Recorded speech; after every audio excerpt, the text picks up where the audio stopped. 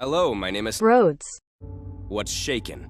Yo, what's going on? Kanye West is my favorite artist of all time. I really like his music. And he dropped an album recently called Vultures 1, and I listened to it, and I didn't know where I wanted to rank it in my, Kanye album ranking. And I couldn't remember where I had every single Kanye album, so I just thought I should listen to all of them again so that I could figure this out. So I'm gonna rate all of Kanye's albums and then rank them. Alright, first album, The College Dropout.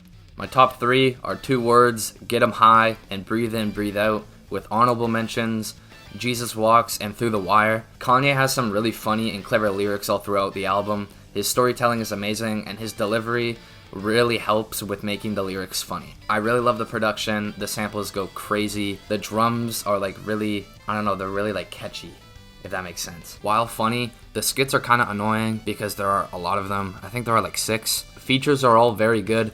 Most Def on Two Words was my favorite feature.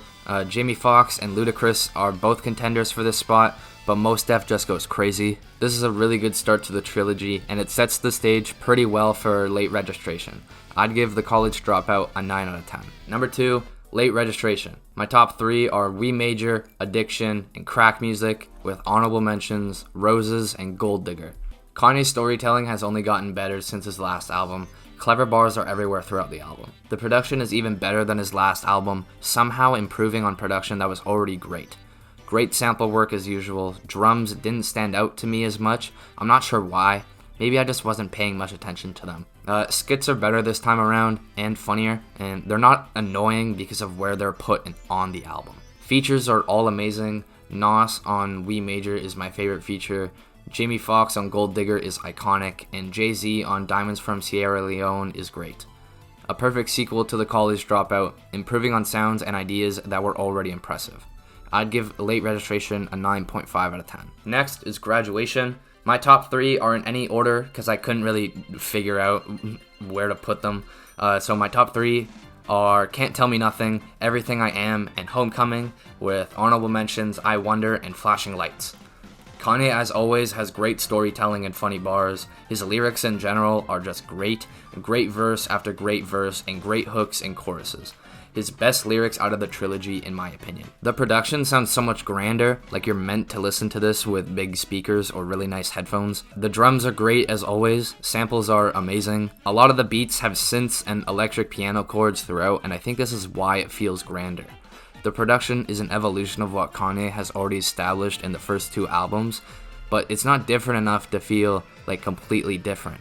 It feels like this was a natural progression in Kanye's production. Would be an almost perfect album, but Barry Bonds and Drunken Hot Girls back to back really kill the momentum that was previously set up. Champion to Can't Tell Me Nothing is an amazing 5-song run, and Flashing Lights to Big Brother is another great 5-song run.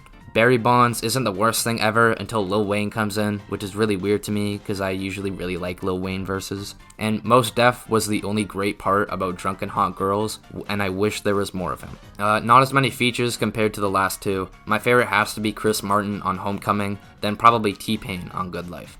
This is my favorite out of the trilogy, but only by a bit. I think Late Registration has more emotional parts and better storytelling, but because of the production and the lyrics, Graduation just beats out Late Registration.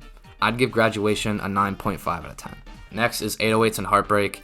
My top 3 are Paranoid, Pinocchio Story, and Heartless, with honorable mentions Amazing and Bad News. Kanye is the most vulnerable and emotional he has ever been. His lyrics are painful. His voice seems filled with anger and sadness. The death of his mother and his split with Alexis Pfeiffer took a massive toll on him. And as much as I love Kanye being funny in his lyrics, there wasn't really a place for that on this album, and that makes total sense. Production on this album is really interesting. I'm not sure if Kanye has said this about the production, but every beat feels like it's reflecting Kanye's mental state. The further we go into songs, the more elements are added to the production, which seems almost chaotic at times. With each song continuing, Kanye only gets more and more vulnerable, and the production reflects that. And if intentional, this would be an amazing creative decision. Perfect example of this is Love Lockdown. This is possibly the most influential rap album in 20 years. So many recent artists who have been gaining a big following in the last 10 years say they were inspired by what they heard on this album. Rappers like Juice WRLD and Lil Uzi Vert have directly said that they were inspired by this album. I think this is the first Kanye album to have literally no skips, and I mean that. This is so far the Kanye West album with the least amount of features, but the few that we do get are really good. Mr. Hudson is amazing on Paranoid, and Kid Cudi and Kanye West have an inability to miss, which is crazy, and Lil Wayne really wanted to redeem himself after Barry Bonds, and I think he did. Don't think this reaches late registration and graduation level, but it's slightly better than the College Dropout. I'd give 808s and Heartbreak a 9 out of 10. Next, My Beautiful Dark Twisted Fantasy. My top 3, Runaway, Devil in a New Dress, All of the Lights, with honorable mentions, So Appalled and Gorgeous. This is Kanye at his peak. His lyricism is amazing, his storytelling is great as always. Not sure if it reaches late registration and 808's level of storytelling, but it's still really good. He's still able to have funny one-liners throughout every verse, and every single verse he has is great. This is Kanye's best production. Every song feels like an event in huge part to production, on most cases. Songs like Dark Fantasy and Power have larger-than-life sounding beats, or songs like Devil in a New Dress, Gorgeous, and Runaway that have beats that just make you want to go like this in a good way. There are absolutely zero skips on this album, start to finish, front to back, zero skips. Blame Game is a little long, but it's pure storytelling. I don't think there is a single song that has come out since 2010 that has felt like All of the Lights. I could be wrong. But the amount of different artists just on that one song, plus the interlude, is insane. Songs like Monster and So Appalled mostly have great verses from all of those artists featured. My favorite feature is probably Rick Ross on Devil in a New Dress. Pusha T on Runaway is a very close second, and I can't not mention Nicki Minaj on Monster. She just goes crazy. And as always, Kanye and Kid Cudi don't miss. This is my favorite Kanye West album. I don't think Graduation beats this. I'm sorry. I know people will disagree. I will give My Beautiful Dark Twisted Fantasy a 10 out of 10. Alright, next, Watch the Throne. My top 3 are Otis, N-Words in Paris, and No Church in the Wild, with honorable mentions Liftoff and Murder to Excellence. Kanye and Jay-Z work great together. Both have great storytelling and funny lyrics. But Kanye has taken a pretty noticeable decline in writing ability since My Beautiful Dark Twisted Fantasy. I'd say it's most noticeable in the deluxe edition songs. Production is mostly fairly good. There are a few questionable beats scattered here and there that slow down the momentum, but most notably in the second half. I'd give the normal version of this maybe a 7.5 to an 8, but those songs on the deluxe really drag the whole album down. My favorite feature was probably Frank Ocean on No Church in the Wild. Beyonce on Liftoff is also great, and Frank has another great feature on Made in America. Kanye and Jay-Z are a great duo, and I think they mostly deliver on a good collab album. I could have done without the deluxe though. I'd give Watch the Throne a 7 out of 10. Next, Yeezus. My top 3 are New Slaves, Bound 2, and On Sight, with honorable mentions Guilt Trip and Hold My Liquor. Kanye is really funny throughout the album. He's also pretty offensive, and I know some people aren't going to like that, but I think it can be funny. Storytelling is still great. I think his writing has improved since Watch the Throne. Production is very experimental, and I really love it. I love seeing artists pushing themselves creatively to step out of their comfort zone. I feel like the best way I can describe the sound of this album is industrial and sometimes beautiful. I don't think there is a single skip.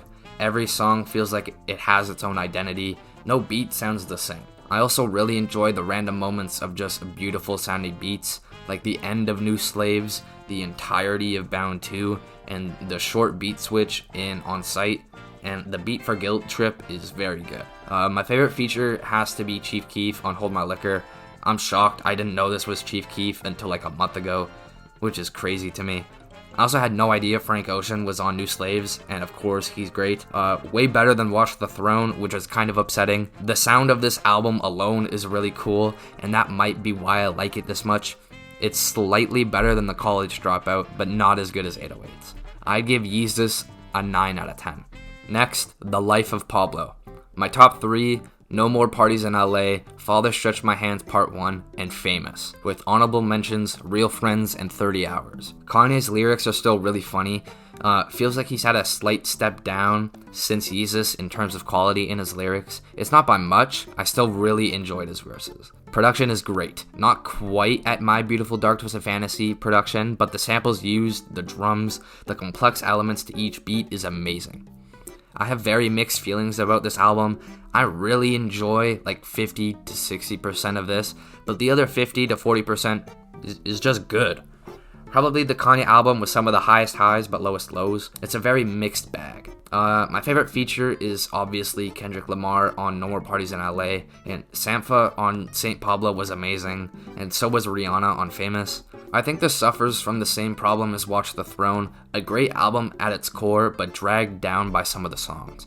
I'd give The Life of Pablo a 7.5 out of 10. Next, Ye. My top 3 are Yikes, Ghost Town, and No Mistakes, and no honorable mentions because this is only 7 songs long. Kanye's lyrics are still great, funny one-liners as always, and his lyricism is also very good. Production sounds like the Life of Pablo production, and I like that.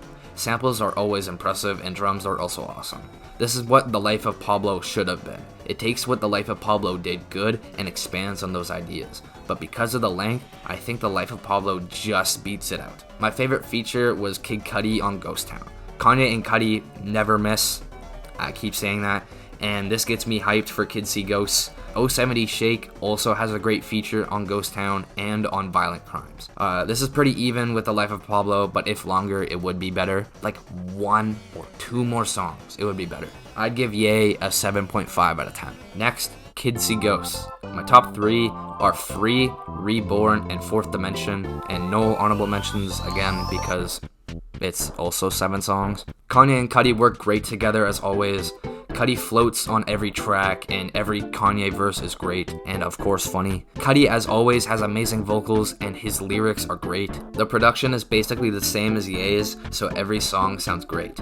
This is kind of just Ye Part 2, but in a good way. They took what they had with Ye and just added Kid Cudi, so I can't complain. Favorite feature is Ty Dolla $ign on Free. Ty always sounds great, and Pusha T on Feel the Love was also great. I think this is better than Ye. Cudi and Kanye always work great together, and this album is no exception. As with Ye, I wish this was longer. I'd give Kids See Ghosts a 8 out of 10. Alright, next, Jesus is King. My top 3 are Follow God, On God, and Everything We Need, with honorable mentions God Is and Closed on Sunday. I think Kanye's lyricism is still really good. The religious aspects of his verses are cool. I'm not really a religious person, so at points, I don't really know what he's talking about. I still like it, don't get me wrong, but I don't really need 11 songs of Kanye telling me how cool Jesus is. I know that's not all he talks about, and it's kind of disrespecting everything he says on the album, but I started to get a little bored toward the end. The production is cool. I like the scale of everything. Like every beat seems like it's this really big thing, and I like that. A little too gospel for me at points, but I still really liked it. I wish this was Yandhi, but this is still a good album. I feel like because I can't fully relate to the religious parts that I didn't enjoy as much as I would have liked. Favorite feature was Ty Dolla $ign on Everything We Need, and Ant Clemens on Water was also great. So far, my least favorite Kanye album, which is really a shame, give us Yandhi. I'd give Jesus is King a 6 out of 10. Alright, next, Donda. My top 3 is Life of the Party, Moon, and Believe What I Say, with honorable mentions Hurricane and Jail. Kanye's lyricism is still good, not as in your face, but the religious aspects, I think, they're still very present though. I didn't find myself laughing as much as usual, and I was kind of disappointed by that. Production is great as always. It sounds like Jesus is King, but more transcendent, like I'm being lifted up to heaven or something, and that's the best way I can put it. This is Jesus is King, but better sound, better lyrics, but it's so fucking long. Like 32 songs is an insane amount of songs to have on just one album. 6 of those songs are part 2s to songs that we have already heard or haven't even heard yet. I'm sorry, but if a verse or aspect of a song doesn't fit, then get rid of it. We all know that Kanye loves throwing away his music, so I don't know why he decided to keep so much this time. My favorite feature was obviously Andre 3000 on Life of the Party. Also, Vori has incredible vocals on everything he's on. And Don Toliver on Moon was also great. And I'll mention Lil Yachty on OK OK because I've been loving Lil Yachty recently.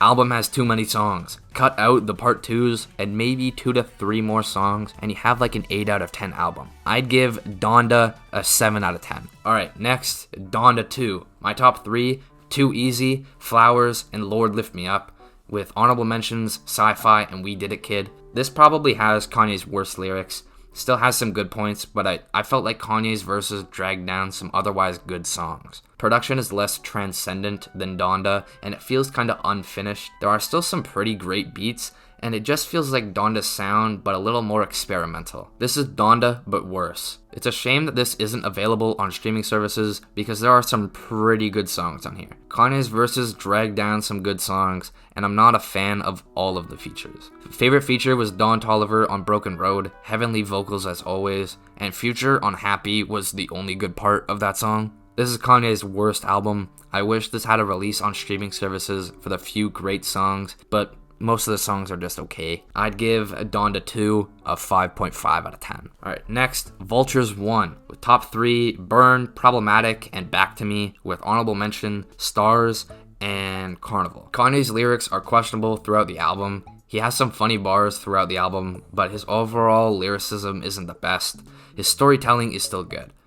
Ty Dolla $ign absolutely carries Kanye on almost every song. His voice is heavenly and his choruses are great. His verses are also pretty good. Production is good as always. Some songs feel like Kanye is trying to tap into his different eras, like the album is a culmination of every album before it, or like he just took the scraps of those albums and then just made this with Ty Dolla $ign. I think the first half of the album isn't as memorable as the second half. I don't think this would be a good album without Ty Dolla $ign. He is like the perfect contrast to Kanye's chaos. My favorite feature was Freddie Gibbs on Back to Me. Both of Cardi's verses were pretty good, and that gets me hyped for his next album, and Lil Durk on Vultures was also pretty good. Not as good as Ye, but better than Donda, and this makes me excited for Vultures 2 and 3 and that supposed solo album, I guess. I'd give Vultures 1 a 7.5 out of 10. Alright, those are my reviews. Time to rank this shit. I'm gonna go from my least favorite to my favorite. Alright, number 14, Donda 2. Number 13, Yeezus is King. Number 12, Donda. Number 11, Watch the Throne. Number 10, Vultures 1. Number 9, Ye. Number 8, The Life of Pablo. Number 7, Kids See Ghosts. Number 6, The College Dropout. Number 5, Yeezus. Number 4, 808s and Heartbreak. Number 3, Late Registration. Number 2, Graduation. And number 1, My Beautiful Dark Twisted Fantasy. Alright, good night, sleep tight, don't let the bed bugs bite. Peace.